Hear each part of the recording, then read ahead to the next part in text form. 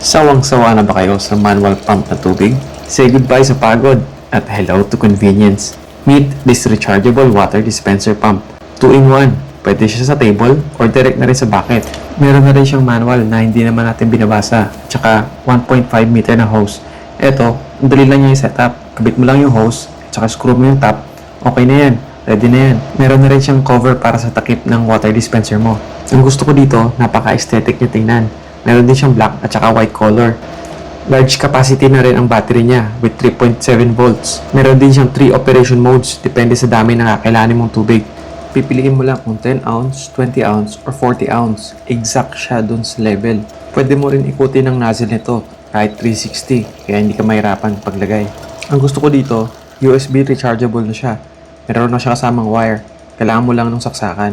Murang-mura lang to, kaya ano pang hinihintay mo? Check out mo na yan habang meron pa.